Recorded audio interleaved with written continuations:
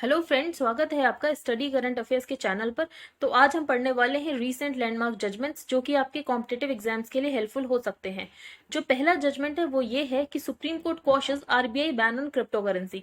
तो आरबीआई ने अपने सर्कुलर के द्वारा 6 अप्रैल 2018 में वर्चुअली बैन कर दी थी सारी crypto currency trading in India, और उसके तहत ये भी जारी किया था कि जो भी एंटिटीज आरबीआई द्वारा रेगुलेट होती हैं वो किसी भी वर्चुअल करेंसीज में डील नहीं करेंगी। और जो भी रेगुलेटेड एंटिटीज थी उनको 3 महीने का वक्त दिया था कि वो अपनी सारी ट्रेडिंग वर्चुअल करेंसीज में बंद कर दें। उसके बाद internet and mobile association of India ने आरबीआई के इस बैन ऑन क्रिप्टो करेंसी को चैलेंज किया था सुप्रीम कोर्ट में। Internet and mobile association of India का ये कहना था कि कोई भी एग्जीक्यूटिव लॉ नहीं है क्रिप्टो करेंसी को बैन करने के लिए। तो अगर हम कोई भी बिजनेस एक्टिविटी कर रहे हैं जिसमें क्रिप्टो करेंसी इन्वॉल्व है तो ये लेजिटिमेट बिजनेस एक्टिविटी है। उसके बाद सुप्रीम कोर्ट ने भी internet and mobile association of India के पक्ष में फैसला देते हुए ये कहा कि सुप्रीम कोर्ट ने कॉश कर दिया RBI ban on crypto currency, और आरबीआई ने जो बैन लगाया था वो अब हट चुका है। अब वर्चुअल करेंसी में डील किया जा सकता है। अब दूसरा जजमेंट है Anuradha Bhasin versus union of India. The Supreme Court of India ruled that an undefined restriction of internet services would be illegal and that orders for internet shutdown must satisfy the test of necessity and proportionality. तो supreme court of India ने ये ruling दी है जो internet services पे undefined restriction लगाया जाता है, जो कि कश्मीर से रिलेटेड था कि कश्मीर में जैसे अनडिफाइंड रेस्ट्रिक्शन लगाया गया था आर्टिकल 370 के हटने के बाद, तो वो एक इलीगल चीज है। और ऐसे ऑर्डर्स जो कि इंटरनेट शटडाउन को लेकर होते हैं वो ये प्रूफ कर दे कि हाँ इसकी बहुत ज्यादा जरूरत थी, इसलिए ये किया गया है क्योंकि सिटीजन्स की लाइफ को रिस्क था या तो नेशनल सिक्योरिटी के लिए जरूरी था। The court recapitulates that freedom of speech and expression included right to the internet and therefore was protected under the constitution. तो सुप्रीम कोर्ट ने ये ऑब्जर्व किया जो freedom of speech and expression article 19 के तहत, उसके तहत ही राइट टू इंटरनेट भी एक फंडामेंटल राइट है, और उसको तभी रेस्ट्रिक्ट किया जा सकता है जब कोई रिस्क हो अगेंस्ट सिटीजन्स या फिर नेशनल सिक्योरिटी के नाम पर ही इसे इलीगल बोला जा सकता है।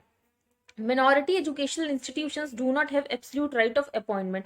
सुप्रीम कोर्ट तो वेस्ट बंगाल मदरसा सर्विस कमीशन एक्ट 2008 में वेस्ट बंगाल ने एक कमीशन बनाई थी कि एक कॉन्स्टिट्यूट की थी कि ये कमीशन डिसाइड करेगी कि मिनॉरिटी एजुकेशनल इंस्टीट्यूशंस में कैसे टीचर्स अपॉइंट होंगे।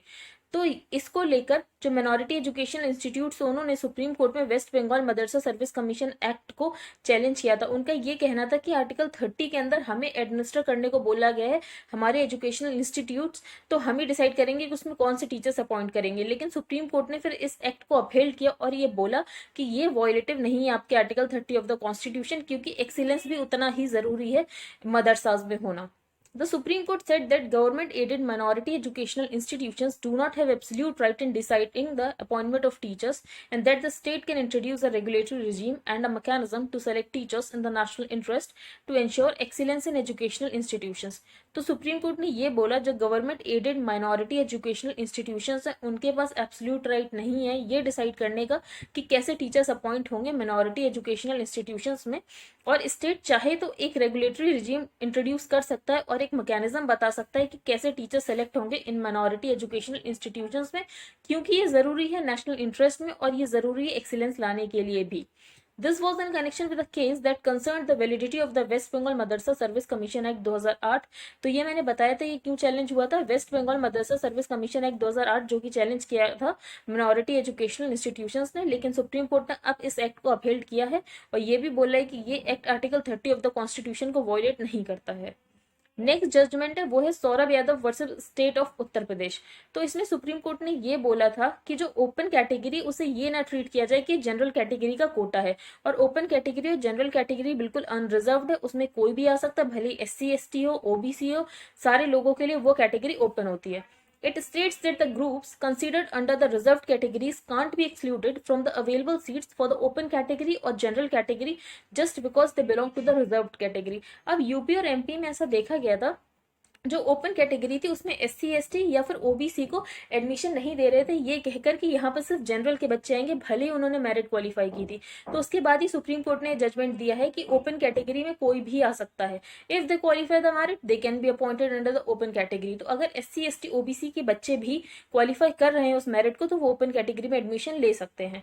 Therefore, the open category is not a quota but available to all women and men alike। इसलिए ओपन कैटेगरी कोई एक कोटा नहीं है और सारे विमेन और मैन को अवेलेबल अवेलेबल है। So candidates belonging to reserve categories eligible for general category vacancies based on merit.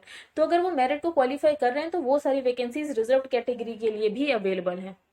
Next judgement है non notification of government policies violets article 14 supreme court. तो सुप्रीम कोर्ट ने ये बोला है जो गवर्नमेंट पॉलिसीज गवर्नमेंट नोटिफाई नहीं करती और सिर्फ बोल देती है, अपना पॉलिटिकल पर्पस जब पूरा हो जाता है उसके बाद उसे नोटिफाई तक नहीं करती है, तो सुप्रीम कोर्ट का ये कहना है कि ये आर्टिकल 14 को वायलेट करता है। Announcement of policy decisions, be it for industry or otherwise, can't be allowed to go up in thin air after the political purpose is served and must be notified by governments within a reasonable time frame।